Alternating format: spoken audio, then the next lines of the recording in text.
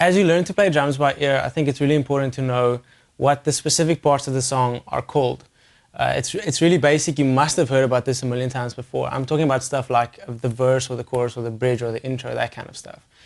I think it plays a really important role in your mind to know what these parts are called.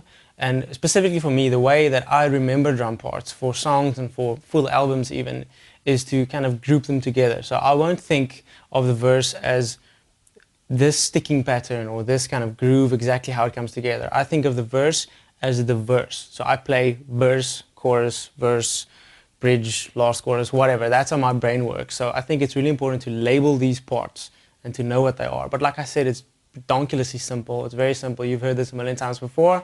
I'm just going to run through all the parts and give them the names and tell you the names of them so that you know exactly what I'm talking about. A cool way for me to think about the structure of a song and the way that I understand it is to kind of relate it to a meal with different stages. And you can have like a really simple meal. You can go to McDonald's or Burger King or wherever and just have the main course and maybe a little pudding afterwards. In other words, 2 stages.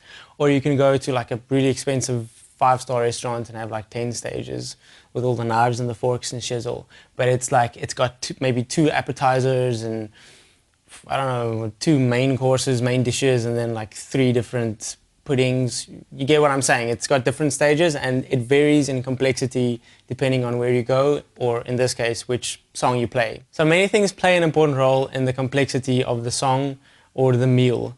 And well, first off is the appetizer, which I'm going to relate to the intro of a song. So it kind of sets you up for the song. It kind of, well, it's an intro. We all know what an intro is. It prepares you for the song, much as an appetizer whets your appetite for a meal. So it's kind of the same kind of vibe. It just prepares you for what's coming.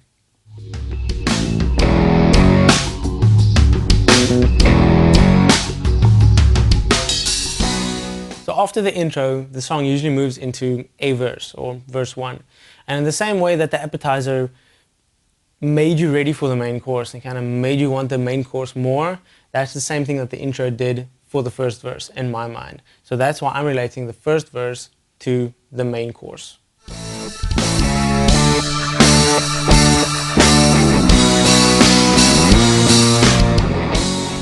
Sometimes in some songs, in between a verse and a chorus, there's a little extra part, and that's referred to as the pre-chorus. I'm relating that to like that drink that kind of pairs perfectly with the main course. So if you're of age, then it's like that perfect glass of red wine that just goes with the steak on your plate, or maybe the Coke that goes with the Big Mac, I don't know, but it just pairs perfectly with the main course and kind of prepares you for the chorus.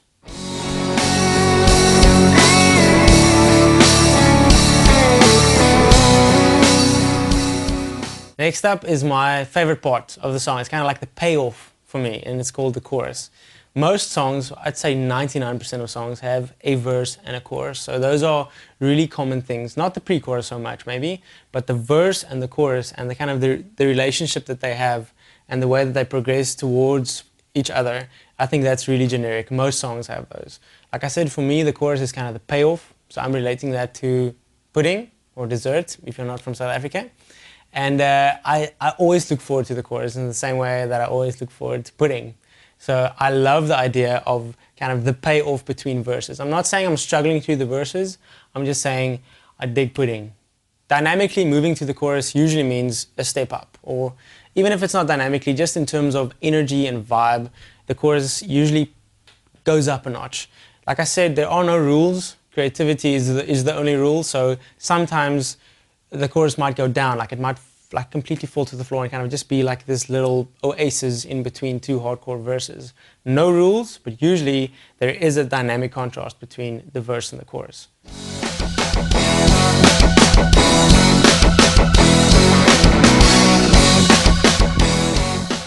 So now let's talk about the bridge, and I'm relating this to the cup of coffee that goes with the pudding. So in the same way that you don't always drink coffee with pudding, songs don't necessarily always have a bridge. It's just kind of that, actually the name is perfect, it is a bridge. It connects 2 things. So usually it connects the second to last chorus with the last chorus, or it's the coffee that connects the pudding with the waffle after the pudding. I don't know, but the word bridge really illustrates well what a bridge does. It connects two things.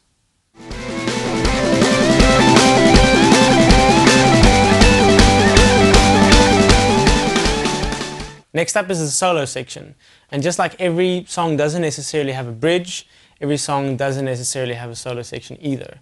It's just one of those things. Sometimes it's there, sometimes it's not. And usually how a solo works is one member of the band kind of catches a little shine. Usually it's the guitarist. And maybe they'll get a little break to just kind of play by themselves and stand out above the rest of the band. And I kind of relate this to like the chef coming to the table to ask if the food is okay, kind of fishing for compliments, know what I'm saying? So that's why I relate the solo section to the chef.